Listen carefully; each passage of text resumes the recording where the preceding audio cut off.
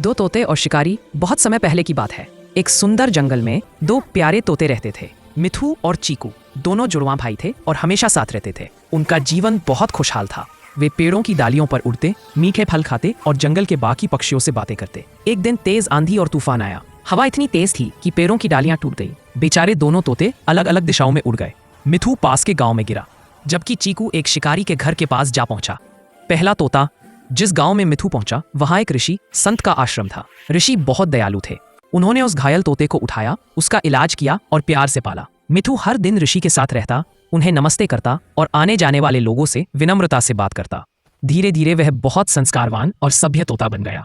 वह बोलता था, आइए बैठिए, पानी पीजिए, सबका स्वागत है। दूसरा तोता चीकू जिस जगह पहुंचा था, वहां एक क्रूर शिकारी रहता था। शिकारी हर दिन जानवरों और पक्षियों को मारकर लाता। वह हमेशा गुस्से में रहता और बुरे शब्द बोलता। तोता चीकू उसी माहौल में पला और वही बातें सुनता रहा।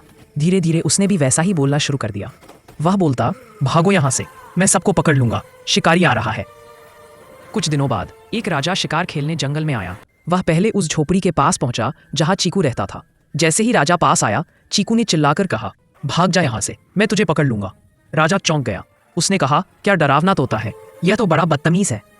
फिर राजा आगे बढ़ा और थोड़ी दूर आश्रम पहुंचा जहां मिठू रहता था। मिठू ने राजा को देखा और बोला, नमस्ते महाराज, आइए बैठिए, विश्राम कीजिए। राजा बहुत खुश हुआ। उसने कहा, वाह, दोनों तोते एक जैसे दिखते हैं, पर स्वभाव बिल्कुल अलग क्यों? ऋषि मुस्कुराए और बोले, महाराज, यही तो संगति का असर है। एक ने संत के पास रहकर सभ्यता सीखी और दूसरे ने शिकारी के पास रहकर गुस्सा और क्रूरता। कहानी की सीख, जैसे संगति होगी वैसे ही हमारे विचार और व्यवहार बनेंगे। अच्छी संगति हमें अच्छा इंसान बनाती है और बुरी संगति हमें गलत राह पर ले जाती है। मॉरल और मोटिवेशन स्टोरीज के लिए लाइक सब्सक्राइब करें। Thank you.